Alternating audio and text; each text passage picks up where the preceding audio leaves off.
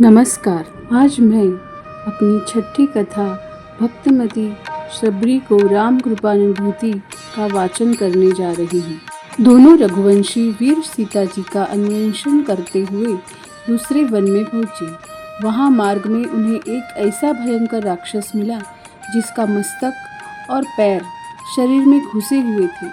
वक्षस्थल में विशाल मुख और दोनों भुजाएं एक एक योजन तक फैली हुई थी। उसका नाम कंदब था। कंदब का उद्धार करके उसके बताए अनुसार श्री राघवेंद्र शबरी को दर्शन देने के लिए पंपासौर की ओर चले। शबरी जात की भिल्ली थी। वह मतंग मुनि के आश्रम के निकट कुटिया बनाकर रहती थी। वह मुनि की सेवा के निमित्त आश्रम के मार्ग को झाड़ बुहार कर स्वच्छ करती, जंगल से सूखी लकड़ियां काटकर आश्रम में पहुंचाती थी। मतंग मुनि की उस पर बड़ी कृपा थी। परम धाम को गमन करते समय मुनिवर ने शबरी से कहा, शबरी, तू एकाग्र चित्त होकर यहीं रह। सनातन परमात्मा राक्षसों को मारने और ऋषियों की रक्षा करने के लिए अवधेश नरेश दशरथ के पुत्र रूप में अवतार लेकर यहाँ आएंगे। आजकल भगवान श्री राम चित्रकूट के आश्रम में विराजमान हैं। जब तक वे आएं तब तक तू अपने शरीर का पालन कर। श्री रघुनाथ जी के आने पर उनका दर्शन करते हुए इस शरीर को जलाकर तू उनके परम धाम को चली जाएगी। ऐसा कहकर मुनीश्वर मतंग परम धाम को चले गए। तब से शबरी उसी आश्रम में रहती हुई भगवान श्री राम के आगमन की प्रतीक्षा करती रही।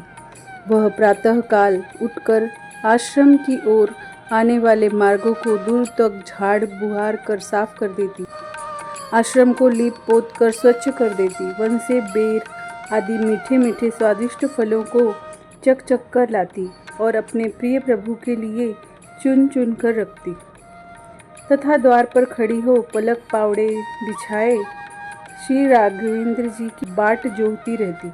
जरा सा भी पत्ता खटका कि वह चौकन्नी होकर उधर ही देखने लगती और सोचती, संभवतः हमारे श्री राम आ गए।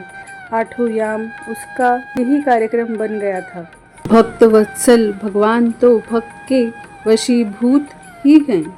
स्वयं उनके श्रीमुख के वचन हैं, ये यथा माँ प्रपंदते तात्सथैव भजाम्यहम्। जो मुझे जैसा भजते हैं मैं भी उनको उसी प्रकार भजता हूँ। इस सिद्धांत के अनुसार श्री रघुनाथ जी घूमते हुए शबरी के आश्रम पर पहुँचे। लक्ष्मण सहित श्री रामचंद्र जी को अपने समीप आते देख शबरी हर्ष विभोर हो तुरंत उठ खड़ी हुई।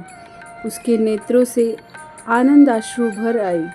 वह भगवान श्री राम के चरणों पर गिर पड़ी तथा स्वागत कर कुशल प्रसन्नादि के अनंतर उन्हें सुंदर आसन पर बैठाया। फिर उसने भक्ति पूर्वक श्री राम और लक्ष्मण के चरण पखारे और चरणोदक को अपने शरीर पर छिड़का। तत्पश्चात अर्घ आदि विविध सामग्रियों से उन दोनों का विधिवत पूजन कर उनके सामने उन अमृत के समान बेर आदि दिव्य फलों को, जिन्हें उसने पहले से ही संग्रह कर रखा था, लाकर रख दिया। श्री राम जी उनके स्वाद का बखान करते हुए अघाते न थे। शबरी के फलों की प्रशंसा यही समाप्त नहीं हो जाती, अपितु भगवान श्री राम को आजीवन जहाँ कहीं भी प्रेमोपहार स्वरूप भोजन करने का अवसर आया, वहाँ उन्होंने शबरी के फलों की तुलना में सबको फीका ही बतलाया।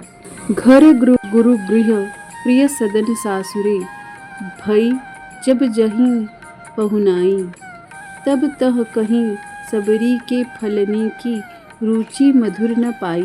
अतिथि सत्कार हो चुकने पर शबरी ने भगवान श्री राम को मतंग वन का परिचय देकर कहा, देवेश्वर, मैं तो नीच जाति में उत्पन्न हुई एक गंवार नारी हूँ।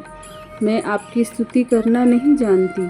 आप स्वयं ही मुझ पर कृपा कीजिए। यह सुनकर भगवान राघवेंद्र बोले, भामिनी, पुरुषत्व, स्त्री तत्व, भेद अथवा जाति, नाम और आश्रम, ये कोई भी मेरे दर्शन के कारण नहीं है। उसका कारण तो एकमात्र मेरी भक्ति ही है।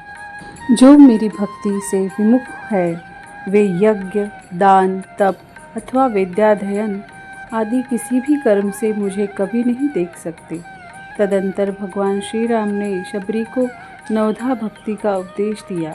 अंत में उस पर कृपा करते हुए उन्होंने कहा, अब मेरा दर्शन होने से तेरी मुक्ति हो जाएगी, इसमें संदेह नहीं।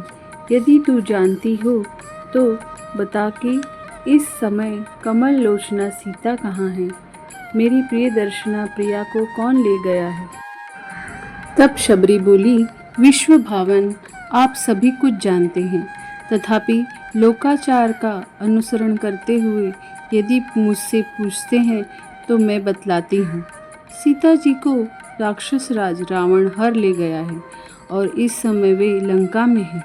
प्रभु, आप पंपा सरोवर पर जाइए, वहाँ वानर राज वाली के भाई सुग्रीव से आपकी मित्रता होगी। वे सीता जी की खोज कराएंगे। भगवान, जब तक मैं अपने शरीर को जलाकर आपके परम धाम को न चली जाऊं, तब तक आप एक मुहूर्त यहाँ और ठहरिए। ऐसा कहकर शबरी अग्नि में प्रवेश कर गई और दिव्य रूप धारण कर उस प्रदेश को प्रकाशित करती हुई परम धाम को चली गई। जातिहीन अघ जन्म मही, मुक्त कीन ही असी नारी। इतना ही नहीं, कृपा सिंधु श्री राघवेंद्र ने शबरी को जननी की भांति अपने हाथ से जलांजलि भी दी। ते ही मातु ज्यो रघुनाथ अपने हाथ जल अंजलि दई। ऐसा कृपालु स्वामी और कौन होगा? श्री राम राम रमेति रमे रामे मनोरमे, सहस्रनाम तत्तुल्यं राम नाम वरानने। कृपा मूर्ति श्री राम की कृपा सब पर बरसती रहे, यही प्रार्थना के साथ मैं इस कथा को समाप्त करती हूँ। धन्यवाद कथा का श्रवण करने के लिए।